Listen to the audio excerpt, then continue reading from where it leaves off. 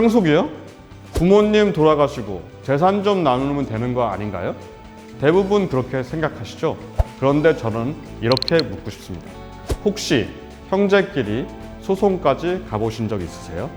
생각보다 많은 가족들이 부모님의 마지막 흔적을 두고 남보다 못한 사이가 되어갑니다.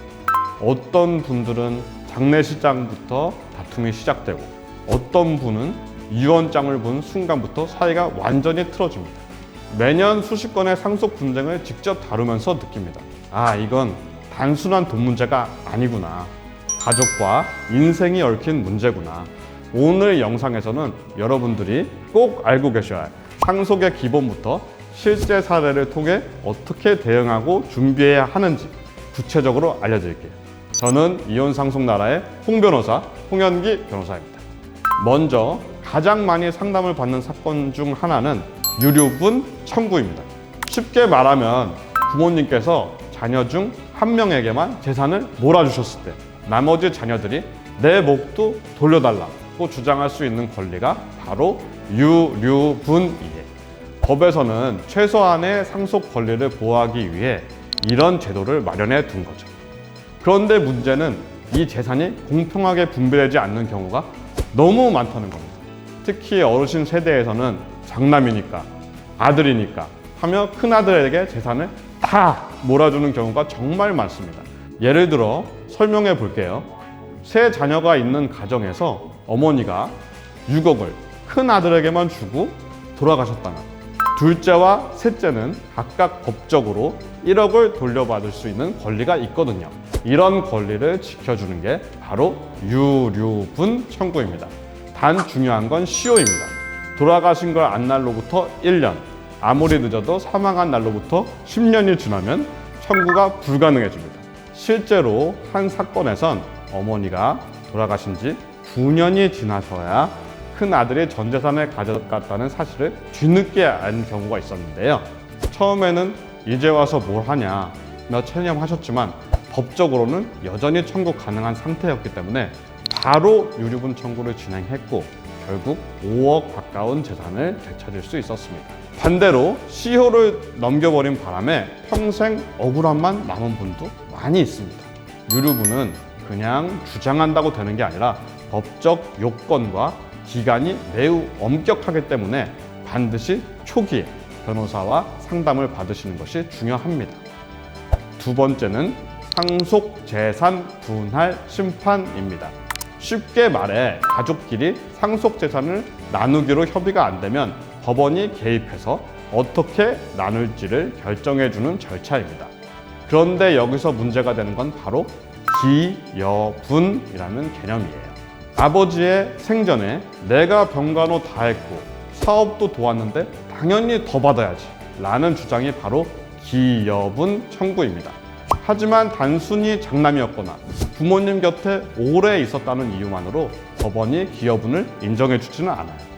실제로 한 사건에서는 아들이 내가 아버지 병원비 다 냈다며 상속 재산 절반을 달라고 했지만 병원 기록을 조사해보니 정작 입원 기간 중 보호자가 없던 날도 많았고 심지어 병실에 있던 동안 아버지 계좌에서 거액이 이체된 사실까지 확인됐습니다. 결국 이 아들의 기여분 주장은 법원에서 기각됐고 상속은 법정 비율대로 나눠졌습니다. 기여분은 감정이 아니라 증거로 말해야 합니다. 세 번째는 한정 승인과 상속 포기입니다. 상속은 무조건 이득만 되는 건 아닙니다. 어떤 경우에는 빚도 같이 물려받게 되거든요. 그런데 생각해 보세요. 부모님이 남긴 빚을 내가 대신 갚아야 한다면 억울하지 않을까요? 이럴 때 필요한 제도가 바로 상속 포기와 한정 승인입니다.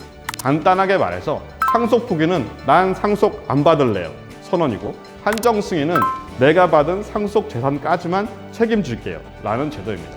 단 이 제도들은 무조건 사망한 걸 안 날로부터 3개월 안에 결정해야 됩니다.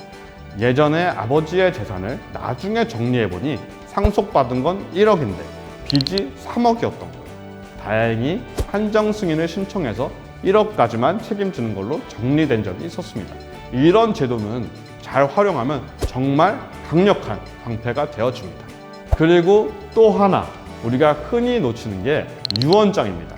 오히려 유언장이 없어서 상속 분쟁이 시작되는 경우가 훨씬 많습니다. 부모님이 생전에 이건 내가 가져 구두로 이야기한 건 법적으로 아무런 효력이 없습니다. 유언장은 엄격한 형식과 요건을 갖춰야 하고 공증 절차까지 진행되면 훨씬 안정적으로 상속 의사를 남길 수 있거든요. 실제로 한 분은 부모님의 말만 믿고 아무런 서류 없이 부동산을 관리하다가 나중에 다른 형제들에게 소송을 당해 결국 대부분의 재산을 나눠줘야 했습니다. 서류는 냉정하지만 분쟁을 막아주는 유일한 방패입니다. 제가 여기서 꼭 말씀드리고 싶은 건요, 상속은 예방이 최선이라는 점입니다.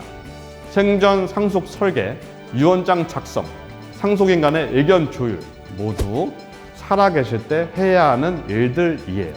상담하러 오시는 분들이 가장 많이 하시는 말, 이렇게 될 줄 몰랐다, 미리 알았으면 준비했을 텐데요.